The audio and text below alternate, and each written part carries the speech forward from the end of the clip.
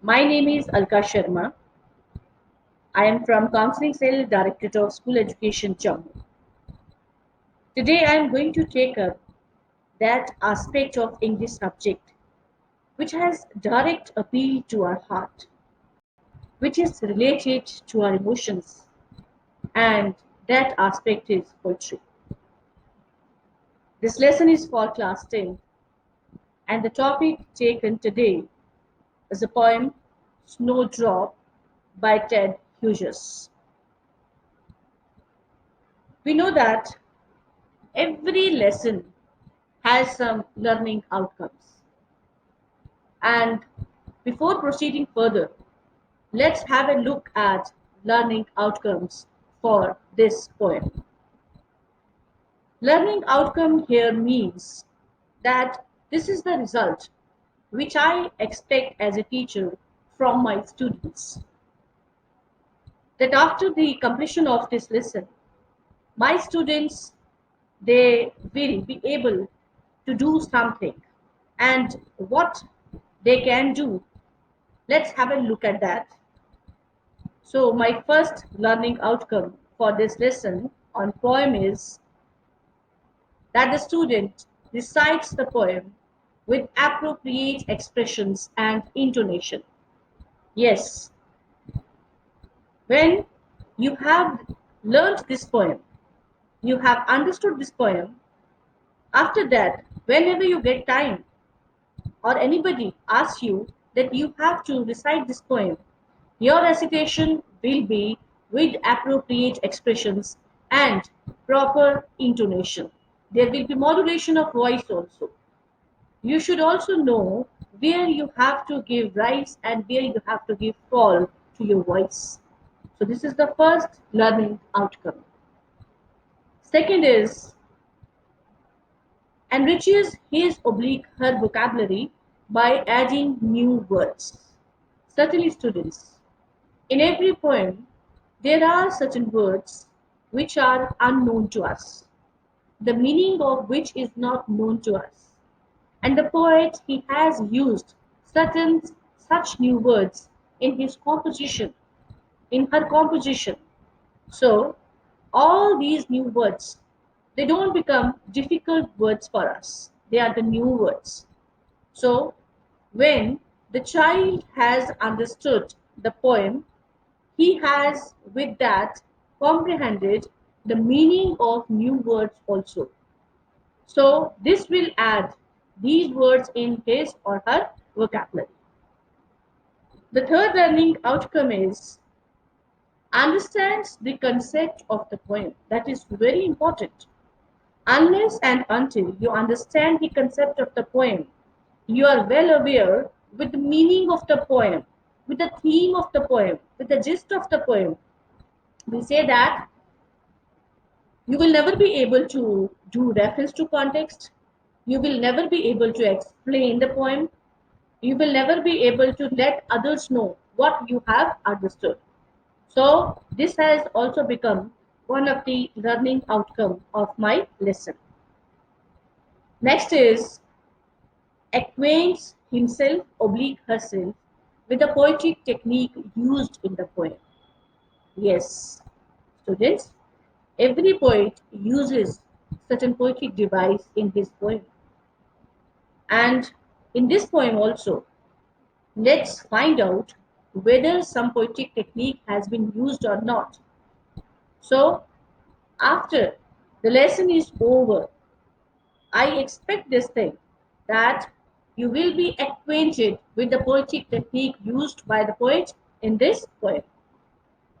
Next learning outcome is develops his oblique her imagination. Yes, whenever we are reciting any poem, we are rather placing ourselves at the place of the poet. And then our feelings they get mingled with the feeling of the poet. Then only we can realize the emotions of the poet. Then only we can realize the feelings of the poet at the time of composition. So our imagination should also be strong one. And I expect that I will be able to achieve this outcome too. Next, becomes creative to compose new poems. Yes, certainly. My dear students, after this lesson is over, you have to become creative. And how will you become creative? How will we come to know whether you have become creative or not? When you will compose your own poems, new poems, maybe having the same theme or it may be different one.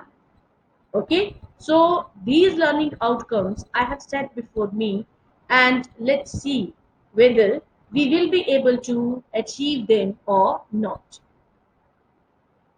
We have to recite the poem Snowdrop, but Snowdrop poem, this is beautifully composed by Ted Hughes.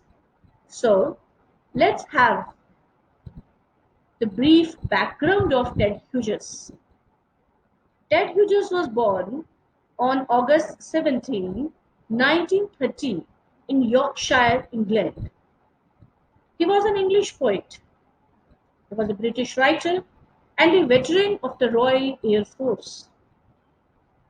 He was a translator and children's writer too.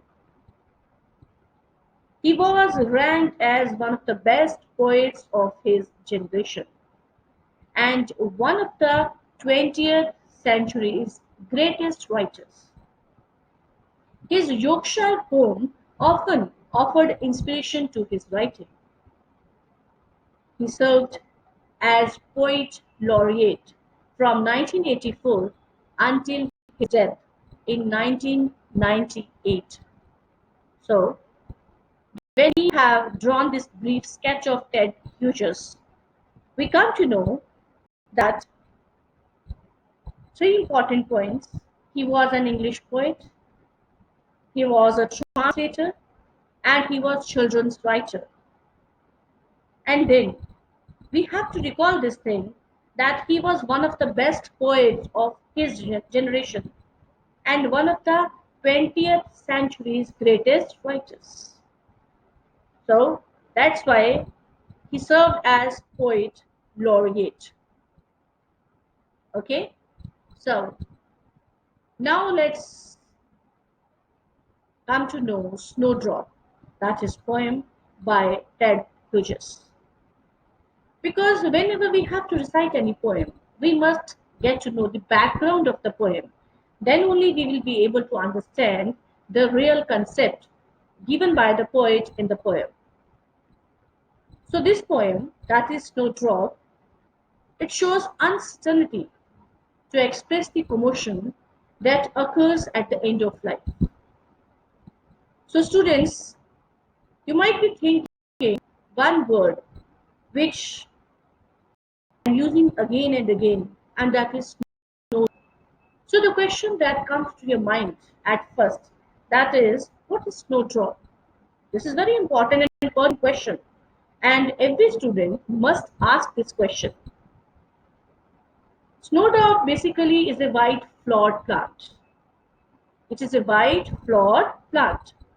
It gives bell-like flowers, and we often say that it flowers when bitter winds are blowing and the ground is covered with snow. As it goes in snow, that's why we call this flower, white flowered plant, as snowdrop. So when we read this poem, when we recite this poem, we come to know that this poem shows uncertainty to express the commotion that occurs at the end of life. There is always disturbance, that is commotion. There is always fuss, that is commotion, which occurs at the end of life. It uses position. We are really confused what is being expressed by the poet in the poem, and certainly that juxtaposition is being rather found out by us. It begins as a tale of a shrunk world, as a tale of a shrunk world.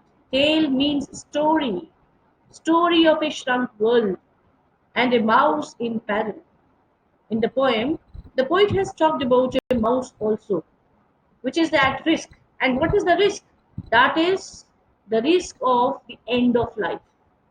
So we can say that it begins as a tale of a shrunk world and a mouse in paradise, but becomes the story of a woman at the end of life. So this is basically juxtaposition. Hughes depicts the grief, fear, confusion, and loneliness of death in a striking way within this poem. There is no rhyme scheme or pattern to the lines, and this reinforces the confusion and chaos of death. So, we have to know something really very important. We always think this thing that there is always a rhyme scheme in a poem, or there is that pattern in a poem being given to the lines. But this is very much clear from this context that there is no particular rhyme scheme or pattern which is being given to the lines used by the poet in the poem. The snowdrop refers to a flowering plant with small white flowers flowering at the end of winter. So, one thing which you have to keep in mind, that is, this flower flowers but during which season? This is the season of winter, and especially the end of winter. And these are small white flowers, which grows on this flowering plant, which we call as snowdrop. The snowdrop literally signifies a drop of snow that is at once emblematic of transience. Therefore, it is about the winter that approaches life and the idea of how fleeting life is. Actually, during winter season, we feel this thing that nature becomes very cruel and heartless. So the poet describes very briefly in this poem how winter restricts the movement of many creatures. Some of them almost reach the point of death. They no longer skip about or fly as they used to. So, this is somehow, we say, the general overview of the poem, that is Snowdrop, composed by Ted Hughes. Now, on the screen before you, there is a poem, Snowdrop. These are the lyrics of the poem. So, before understanding each and every word that may be new for all of us, let's recite this poem and try to understand it. So let's have the first recitation. Now is the globe shrunk tight, round the mouse's dulled wintering heart, weasel and crow, as if molded in brass, move through an outer darkness, not in their right minds, with the other deaths. She too pursues her hence, brutal as the stars of this month, her pale head heavy as metal. Look,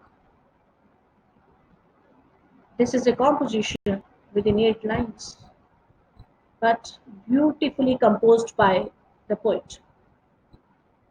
How he has described the cruelty of the winter season in these 8 lines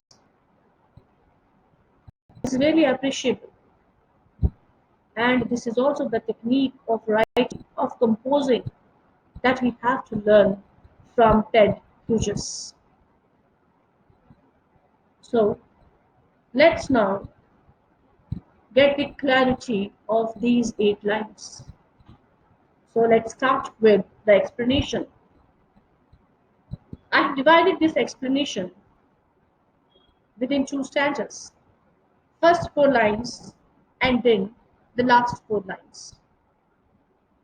Let's take the first four lines and try to understand them first. Now is the globe shrunk tight, round the mouse's dulled wintering heart. Weasel and crow, as if molded in brass, move through an outer darkness. So, students, have a look at these four lines. Which word is new for you? I know that the word globe, this is not something new for you because you have been using it in your geography class.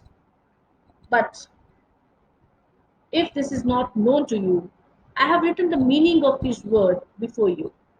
Globe here means something perfectly round. It's like the earth. Okay. Then we have next word that is shrunk. Shrunk is the second form of the word that is shrink.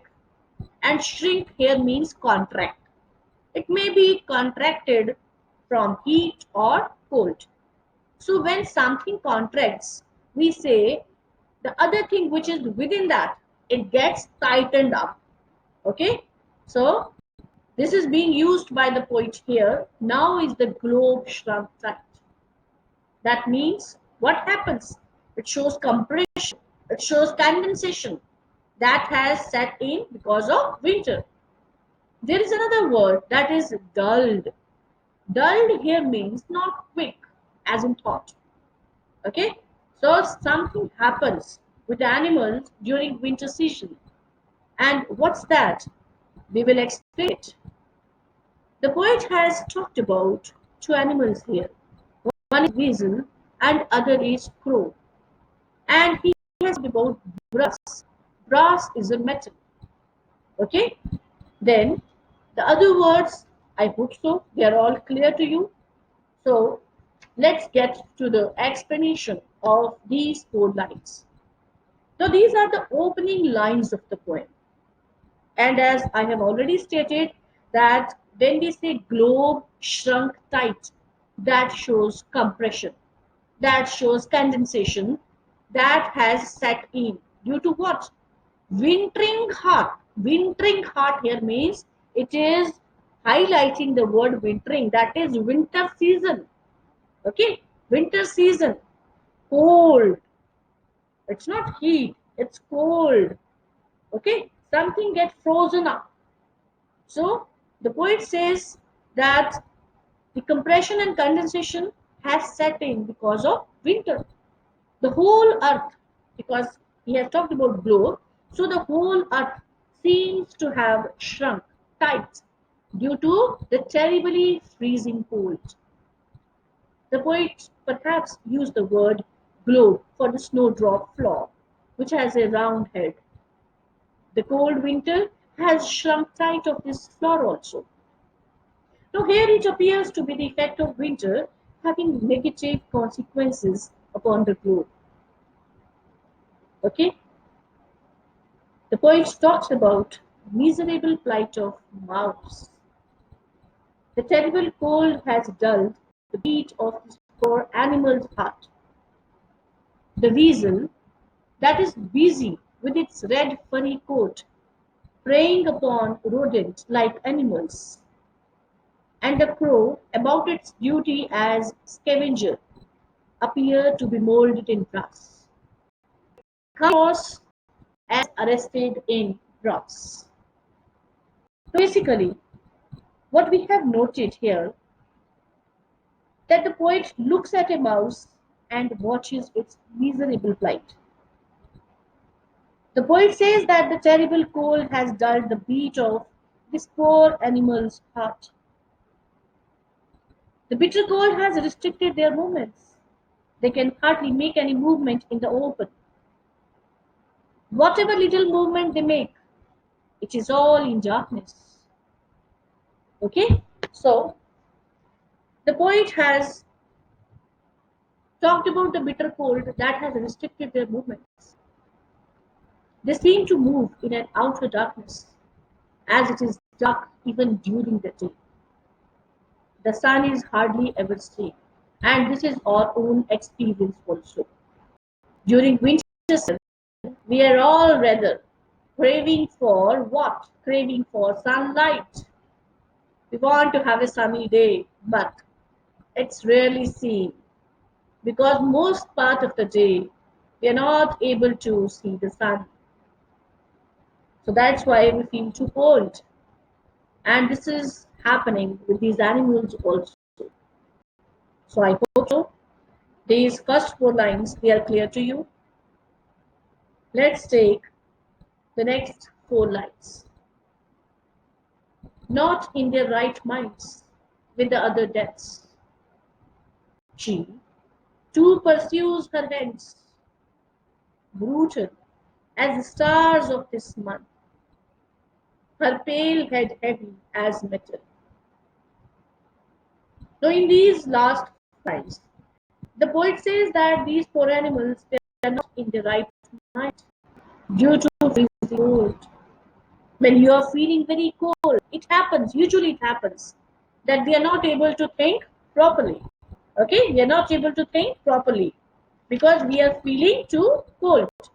So these animals they can't think what to do and where to find any shelter. They see other creatures dying of the cold.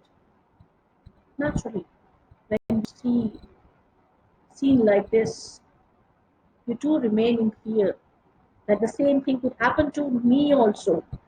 So these animals they are also feeling the same thing. The reference to the animals may here metaphorically apply to human beings who turn to spirituality and refinement as they enter the winter of their lives. They move in an outer darkness, but with an inner radiance. Poets use she. She too pursues her ends. The she at the end of the poem, it may refer to the snowdrop, flowering plant. It may also signify Mother Earth. The poet calls it as she. You might be thinking why she is used. The poet calls it as she because it has the marvelous ability to bear flowers in such cold even. The flowers of the flowering plant are laden with snow and therefore heavy and crystal-like. Heavy and crystal-like. It keeps pursuing its ends in spite of such cold. It can push its end even through the thick snow. It seems as brutal as the stars of this month. Therefore, they are the prey in the antidote. They are not guiding stars now, but brutal stars as they assist the killing of other animals. It exemplifies that violence not only pervaded the animal world, it also permeated the natural vegetative world. Basically, here, the poet tries to portray the heartless brutality of nature in the winter season. The flower has a pale, heavy head, which keeps drooping as if made of some metal. So this is how the poet he has described the snowdrop whose head fails to produce any emotion in the world, and that is the drooping head. The flower has a head which keeps drooping as if made of some metal. So these are the 8 lines of the poem Snowdrop, and I have tried to make the concept clear to you. Okay? Now, students, whenever you have to attempt any poem, there are certain textual questions which you are rather expected to attempt. In this, the textual questions which are there in the book itself, first one is how has nature shrunk the globe? Now, I think you should answer that. You should answer that. How has nature shrunk the globe? Because it is winter season. Okay. Now it is the winter season. So why that compression, that condensation is there. It is all due to bitter cold. So the right answer, you might write it like this. Nature has shrunk the globe with its bitter cold. It has shrunk the globe tight, which is there in the poem itself. It has restricted the movement of animals. They know no place of shelter. They live in the fear of death. Okay? So we have the second question. What has dulled the mouse's heart? So why the mouse is not able to make movement, and why heart is not pumping like ever before? It is all due to severe winter. So severe winter has dulled the mouse heart. If you look at the statement which is being written by me, you might have noticed this thing that I have used instead of what? Severe winter. The rest of the statement remains the same. And then as duration, all sportive activities have come to an end. Okay? So the second question. Now we have the third question. What sufferings do the animals undergo in the poem?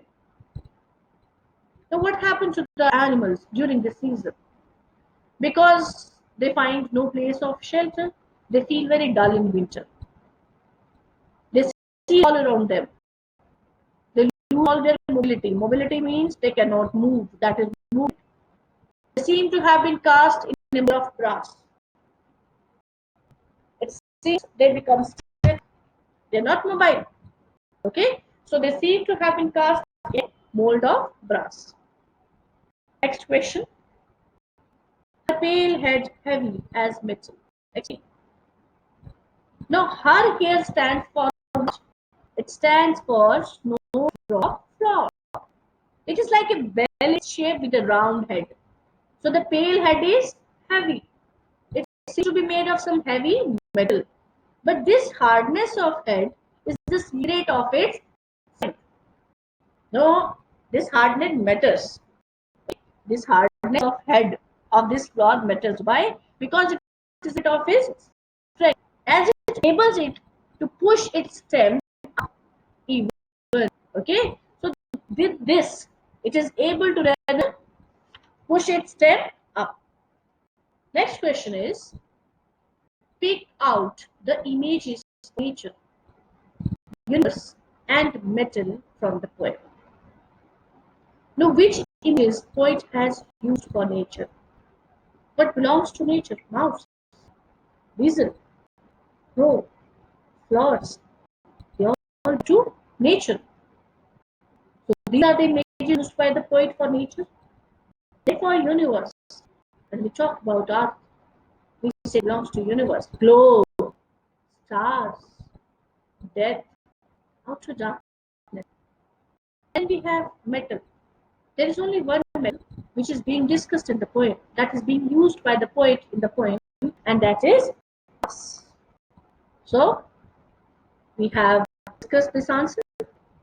Next question is, weasel and crow as molded in brass.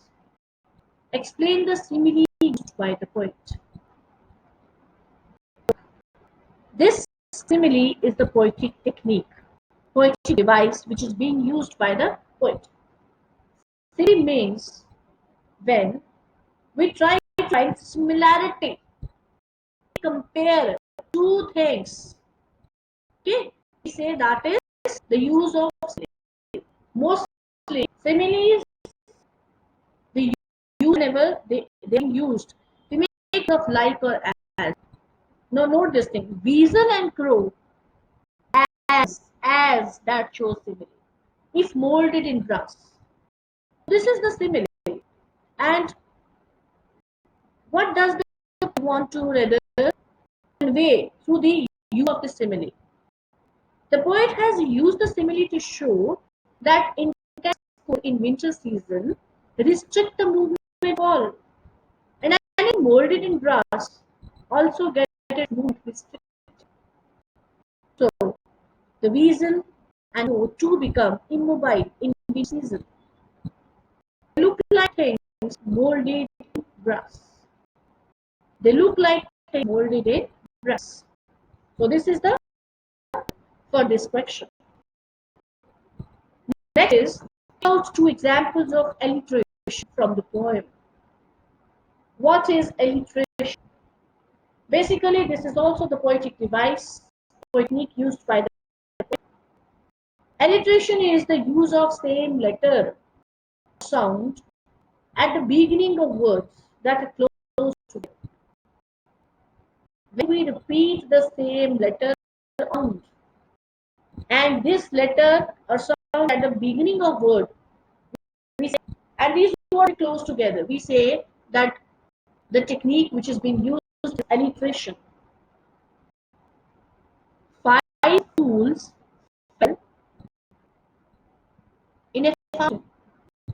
Five starts with F, fools start with F, fell F, and then we have fountain F.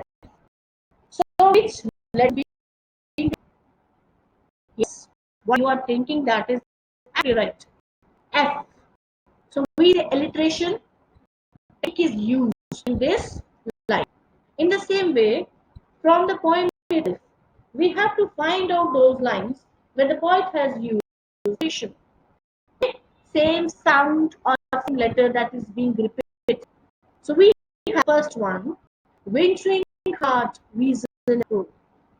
Wintering heart, weasel and crow. We. I think. You know this now? Okay. Then one. Her tail head heavy as head heavy. Head. Okay. So this is the second alliteration which is being used for where in the poem that is Snowdrop. So sometimes students you get questions in the poem. There they will give you the summary of the poem and you have to write missing words or phrases. So for that, summary of the poem it must be well known to you. Like I may just one here. The snowdrop is a god plant. You know that? It gives well like what? Yes. Flowers. It gave well like flowers. Flowers when dash winds are blowing. Which wind? In winter season, which wind blows? Is cold winds. The ground is dash with snow. And what happens during winter season? Yes, ground is covered with snow. Likewise, you the and you have to fill them the appropriate word or phrase. Sometimes certain expressions from the poem they also use and you're being provided with their answer and you are being asked whether the appropriate one against them. Okay? For example, mold in brass. This is one of the expression poem. And five options or six options will be given to you and you have to write the appropriate one against it. So what is molded in brass? Molded brass means frozen. Okay, this is the frozenness of creatures compared to brass. So this is what is used by the poem. Okay, so this is how we can attempt this poem, That's Snowdrop, which is beautifully composed by Ted Hughes. I hope so. My way of teaching help you to get the clarity of the poem and it will also help me or to achieve learning outcome. Thank you, students. Time of Corona, COVID-19, always stay and be safe.